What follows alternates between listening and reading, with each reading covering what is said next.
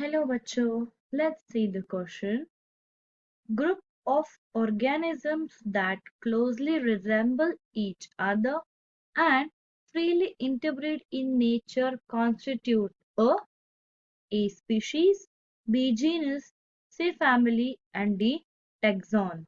तो यहाँ पे जो बात हो रही है बच्चों, that is about पॉपुलेशन और इंडिविजुअल ऑर्गेनिजम्स और ग्रुप ऑफ ऑर्गेनिज्म जो एक दूसरे के साथ रिजेंबल करते हैं और इंटरब्रीड करते हैं, उसको कहा जाता है स्पीशीज। ओके, तो स्पीशीज जो है ये एक प्रकार का टैक्सॉन है, एक रैंक है, इसको हम रैंक भी कह सकते हैं, और you call it as a category in a taxonomic hierarchy, जो क्या है बेसिक यूनिट ऑफ क्लासिफिकेशन भी कहा जाता है। It is a basic unit of classification. और अगर हम स्पीशीज को डिफाइन करें तो ऐसे ग्रुप ऑफ इंडिविजुअल्स, जैसे आपने को क्वेश्चन में दिया ही गया है कि ऐसे ग्रुप ऑफ ऑर्गेनिज्म जो सेम कैरेक्टरिस्टिक शेयर भी करते हैं और एक दूसरे के साथ रिप्रोड्यूस करके अपना जो है जनरेशन आगे बढ़ा सकते हैं, उसको कहा जाता है स्पीशीज। तो ऑप्शन ए जो है वो करेक्ट है।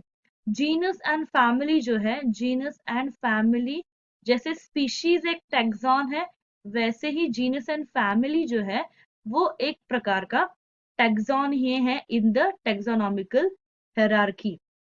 इसलिए हम इन इन दोनों को क्या करेंगे, एलिमिनेट करेंगे, because they are a rank और a taxon in a hierarchy, not a correct definition. क्योंकि अगर जीनस को डिफाइन करने जाए तो जो क्लोजली रिलेटेड स्पीशीज है, सपोज कोई 3 स्पीशीज है और 3 स्पीशीज में से अगर कोई 2 स्पीशीज है जो एक दूसरे को रिजेंबल करते हैं, तो उन दोनों स्पीशीज को एक जीनस में डाला जाएगा।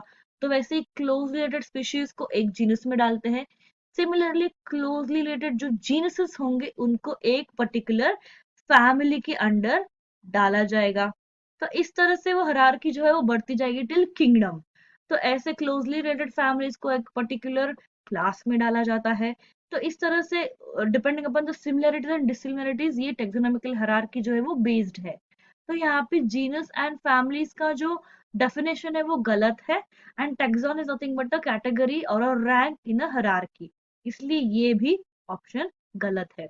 तो स्पीशीज का जो डेफिनेशन है क्वेश्चन में दिया गया वो सही है कि group of organisms closely resembling each other and जो इंटरब्रीड कर सकते हैं। तो इसका करेक्ट ऑप्शन क्या हुआ, ऑप्शन ए।